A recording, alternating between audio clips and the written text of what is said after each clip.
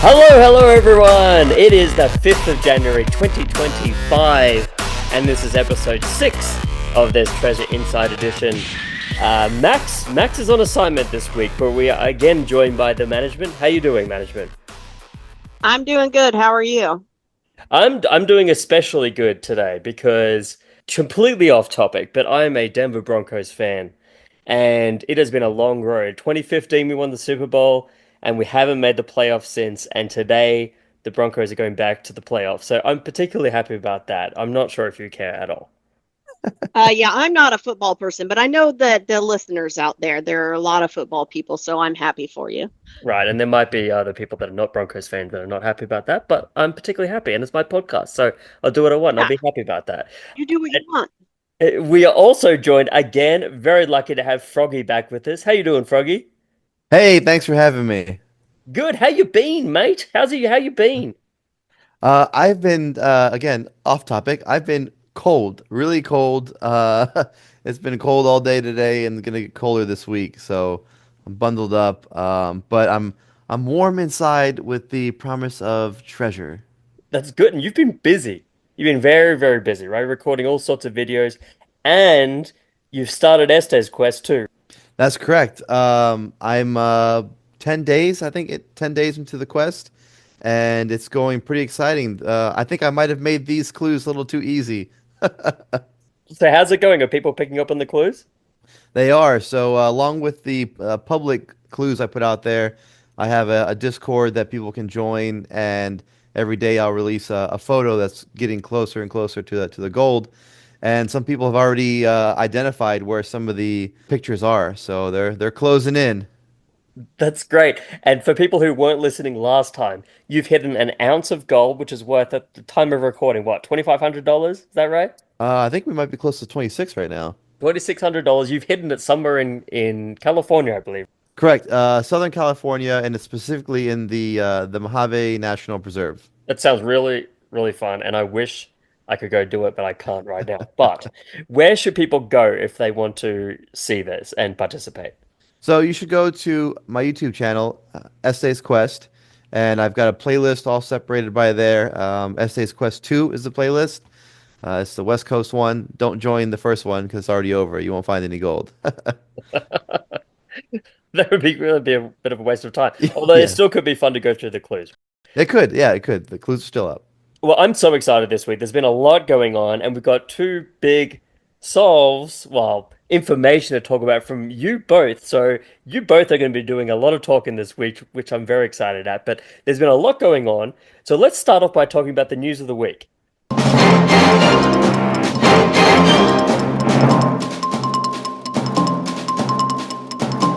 So there was some exciting news this week that JCB, our fearless leader, John Collins Black, because of the shortage of books, he actually hid a book in a location, a signed copy, and gave out clues on Instagram for people to go find it.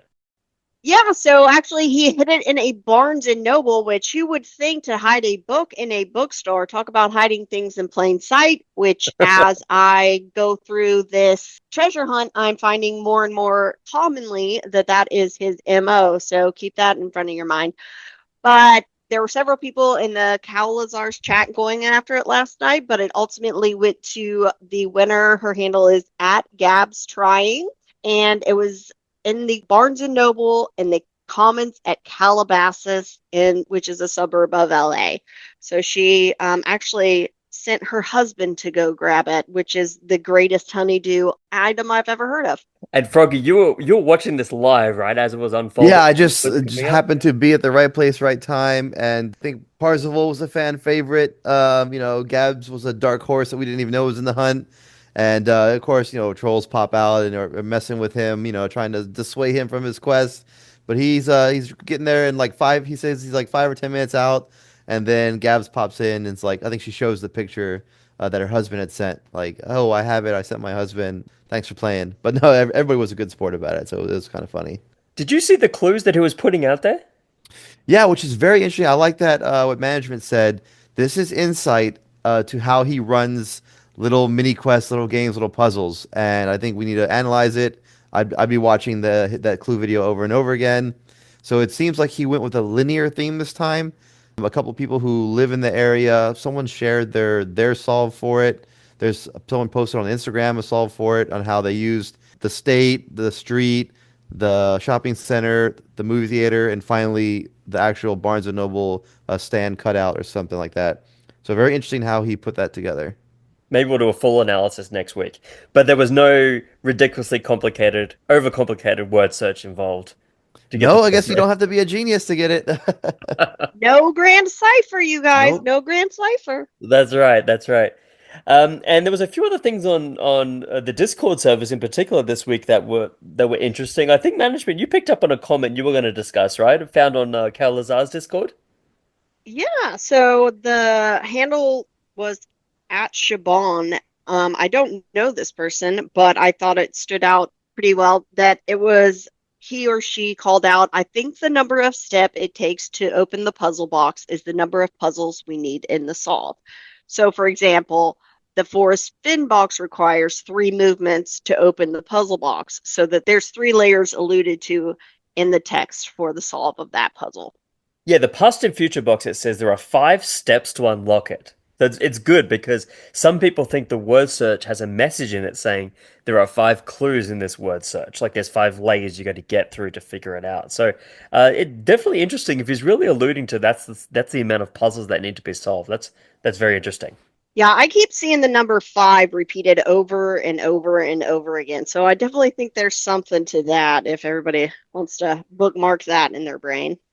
Well, one of the big things we wanted to talk about this week is refocus on the Forrest Fenn box. We are lovingly calling The Grudge.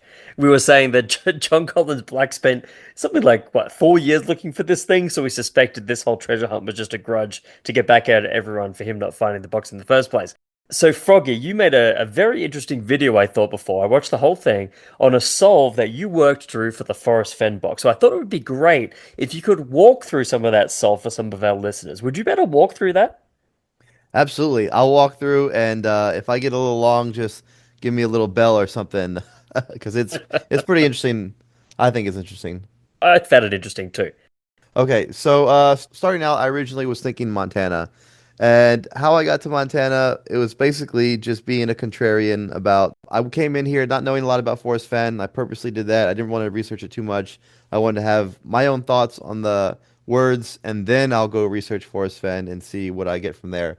But on my first read through, I cool water flows like instantly jumped out at me. Second stanza, and I thought, what's colder than water from a glacier? It's in Glacier National Park of Montana. This is easy.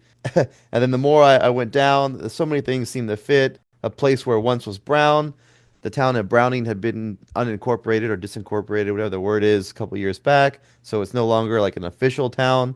I was like, that's another easy one. It just like on and on and on. And so I had a nice, neat little solve for Montana. And a day or two goes by. I work on some other boxes. A week goes by, and then I start to see holes in my own solve. And I'm like, you know what? This is kind of weak. These clues aren't as strong as I like. Let me see if I can find another place. That led me to Colorado. I was actually focused on Glenwood Springs, Home of the and Denver Broncos. sorry, go ahead. Home of the Denver Broncos, but go on. Home of the home of the Denver Broncos. So I was focused on there, and a lot of things. Actually, I saw things that were fitting more than Montana. Hot springs. There's cold water. There's some mountain names that fit towards the home of Point and Tree and C and I. Like everything was put together. I was like, oh wow, this is really strong. And I was actually trying to find good connection for a road that I know, and then the last section, Warm Waters Halt, besides just the normal hot springs. And while I was searching, somehow my map got positioned into the upper left quadrant of Colorado, and I just saw Brown's Hole. It just popped up at me, and I'm like, well, wait a minute, that's too obvious. And that's probably one of the. This is where I'm leading into my current solve now, and that's one of the weakest things about it is most of the puzzles I've seen aren't very surface level. So I do not like that it's called Brown's Park, which used to be called Brown's Hole. I wished it was a little bit more layered than that, but everything else seems to fit really well. You've got a Cold Spring Mountain. You've got the Vermilion Falls, which I think is really, really clever. I enjoy that wordplay. Vermilion, for anybody who doesn't know and can't Google fast enough, It's actually like a warm red, kind of like a reddish orange color. So it's a really a warm water or like a warm falls, you could say.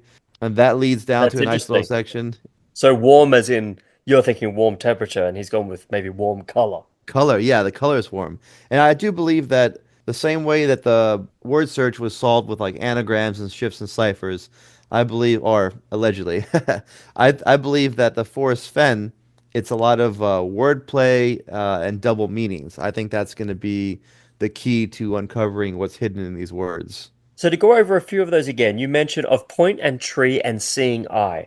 What did you see there? So this one I like. So there's actually a ranger station, which I thought is very allegory, metaphorical, but it's not. So in the ranger station, they keep an eye out, right, for the area, and so that's the main scene I have is the ranger station being right there. Didn't you also see a sign that had point and tree and seeing eye on it?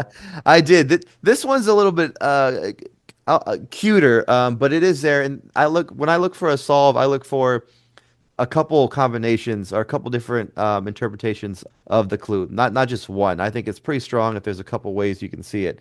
And so, yeah, this is actually pretty neat. There's actually it's I think it's one of the national forest symbols or logos, but it's a buffalo and he's facing sideways and you can see his eye. So the buffalo is just like a solid color, but his eye is a different color or it's blank, it's white. And he's standing in front of a tree and there's an arrowhead all around the edges. So it's a point, a tree, and a sea and I all in one, and that logo is very prominent on the ranger station and on the trailhead maps there. And so to be clear, this is not you going there boots on the ground, right? You have not been there yet. No, I've not been there.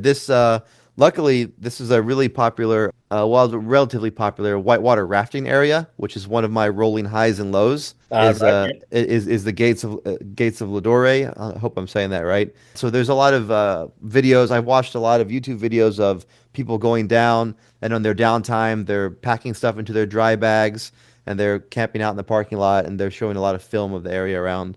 So anyone can go on Google Maps right now, look up. So you can look up Lodore, Lador or Ladore Ranger Station, or you can look up the Gates of Lador, which is very epic sounding to me. The Gates of Lador. I mean, it's very Lord of the Rings-ish, which is something that he's mentioned before. Right. And Yep. the view on Google Images is just beautiful. It's iconic. It's a high mountains. Which here's a fun fact for you: the canyon walls or mountains. It's the highest point in the continental U.S. without snow. Oh, right. Interesting. Yep. So Do we think Viggo Mortensen hangs out there? Because, oh, He probably does. so I cruise along a road I know is the first line. Did you make any connection to that one? Yeah, I've got connections pretty much everything. Some are weaker, some are stronger. Cruise along a road I know. The main road that goes through there, which is it's a lonely road, so that ties into another thing later. But that road ties into a road that, and it's not that a lot of people point out it's not the same road. Like I know it's not the same road that he grew up in, but the number is the same, which is important to me. By where he grew up in, I mean the Statesville area in North Carolina. Near where I'd search for heavy loads. Did you have any connection to that one? So I think where I search for heavy loads, I just put that as he's reiterating that where he went for his fen hunt. I mean, he was in Colorado. He was in most of the states that are associated with the fen hunt. So I think it's just hey, for the people out, the non-believers, because there's a few out there who don't believe that this box is in one of these four states. I believe that they are.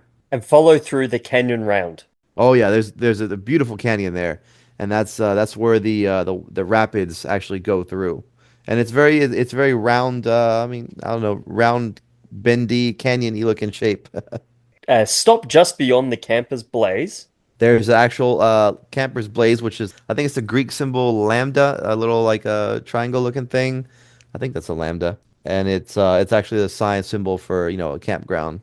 Great, and a thinker's stone is all you need. That one is what people have been talking about a lot, actually. These lines of a thinker's stone is all you need. A spot is set with marvel gaze. A white mark shows upon the seat. So I just like yesterday received. I don't really have like official partners. I have people that watch my videos and they'll message me and they'll say, "Hey, I'm thinking of going," and it's very unofficial. I'll send them some stuff offline, and so I just received yesterday someone who's been there whitewater rafting before, and they mentioned, "Hey, this won't show up in the video. Not a lot of people know it, but there is a stone that's out there." So I don't want to be any more specific than that, but that's a new confirmation of that area that I heard today, yesterday.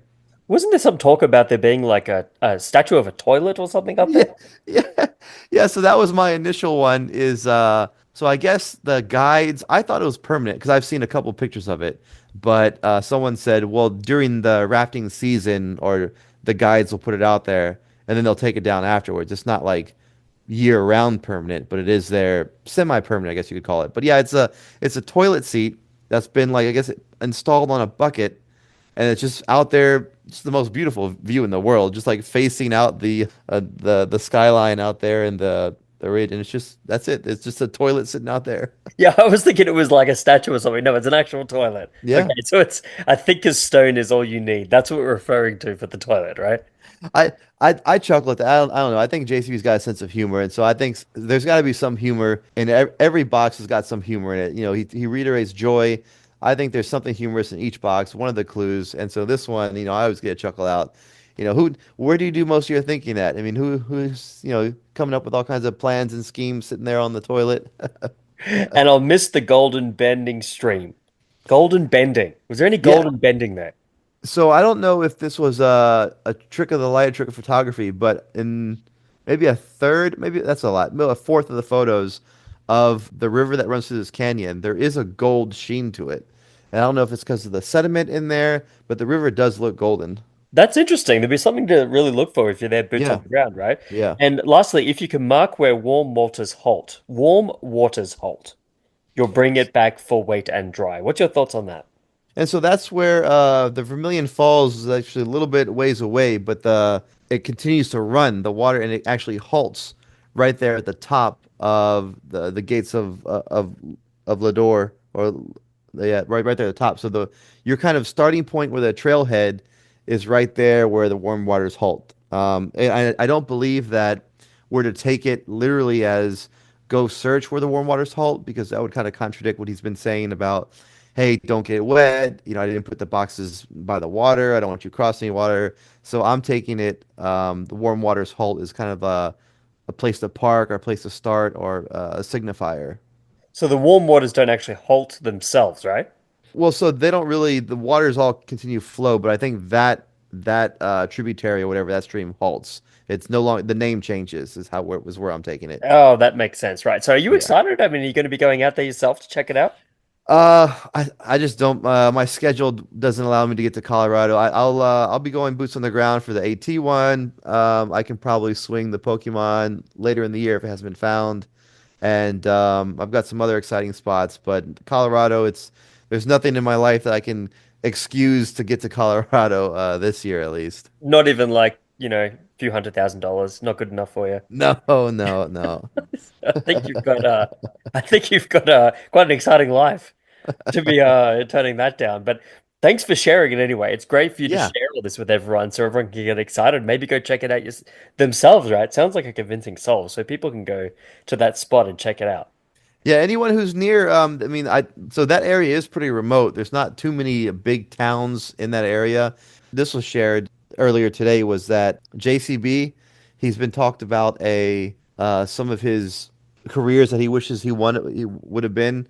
So there's a tie-in with Dinosaur, what's it called? Dinosaur Monument Park, or he wants to be, a paleontologist or archaeologist or something like that. So that's kind of a small tie-in. Is there anything else you wanted to mention about that solve? Nope, other than, if you're in the area, feel free to go check it out. Find me on either Instagram, Discord, TikTok, YouTube, whatever. And if you reach out, I'll probably spare a couple minutes and I can send you any maps that I'm working on, or any of my best guesses for a place to search near there. There you go. Free clues to a several $100,000 treasure box. Sounds pretty good to me. So, staying on the Forrest Fenn theme, management, you've been doing some work this week too on the Forrest Fenn box, particularly around the olive jar, right? Yeah, the olive jar. that contains the memoir of Forrest Fenn is photographed in the book, and I have a little secret.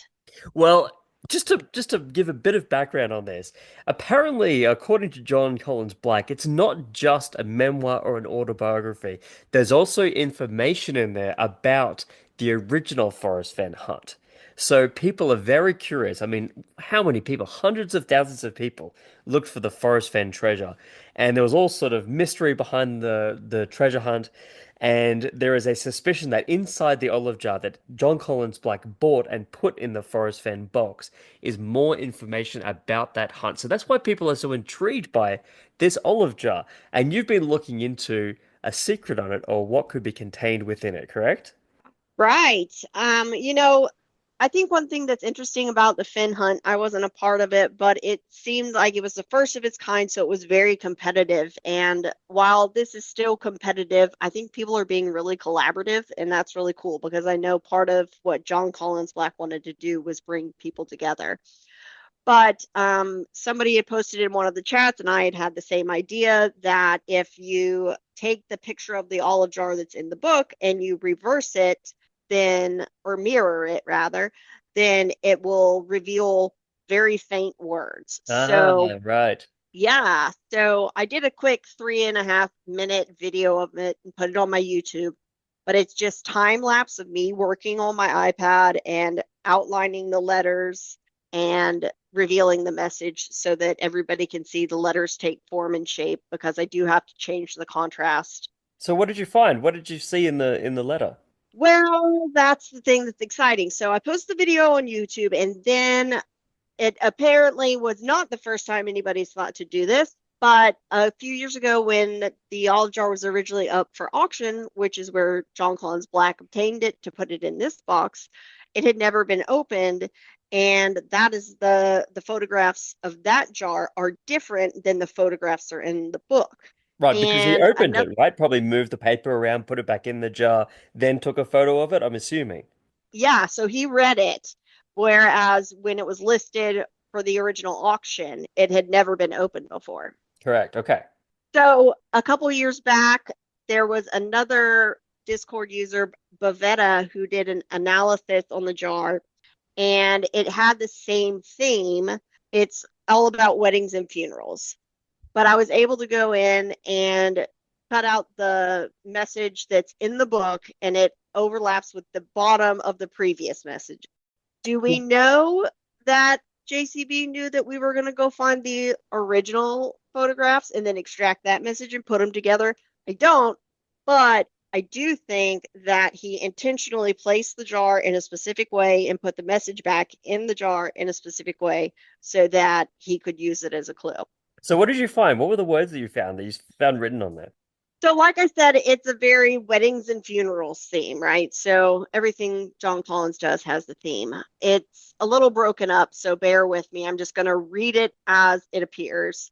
All of their married life, period, just, and then the next line is the ground of one of the jerk undertakers, widowed mom, and handed it to dad. It had not been blank since it was first placed during their wedding ceremony about X years earlier. Dad was shocked, and I took the ring and placed it back on.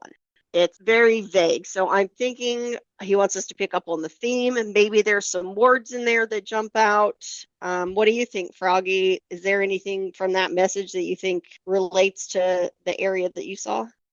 Historically, I'm seeing some Robert Redford did some deep dive history in that area because there's a lot of cowboy outlaw, Butch Cassidy kind of stuff in the area that I'm looking at. So I could definitely see some of these words appearing in stories, but nothing currently, nothing that would be like location names or anything. So all these words you've got here are words that we think is visible in the book. So it's always possible that some of these words that you've pulled out are clues to where to find the current treasure, right? I took the ring, placed it back on. Placed it back on what? The ring. Like there could be some things around this that could be useful, I think, for this particular hunt. Absolutely. There's the ring, and then we mentioned that the Lador Rangers, the gates of Lador, looked like Lord of the Rings in Mordor. So maybe there is more of a Lord of the Rings connection than we thought. So anyone who's interested, they can go to your YouTube channel and see the complete text that you found there. Absolutely. Yes, it is youtube.com. My handle is the MGMT AT. So the management AT for Appalachian Trail. Well, I think that just about does it for this week. A lot of Forest Fang content this week. We're going to get into a lot of new things next week, which I'm excited about. But thank you both for joining us. Thanks, Froggy, for coming and joining us again. Thanks, management. And if you have any questions, by the way, if you want to talk to us about the show, if there's anything you think we should cover, please email us. Please email us at treasurehunttokenofficial@gmail.com. Those are all one word. And we look forward to speaking to you next week and see what happens during the week. For there's always something new happening with this hunt, and I think this week will be no exception. And looking forward to seeing you all next week. All right, can't wait. Thanks for having me again. See you guys next week.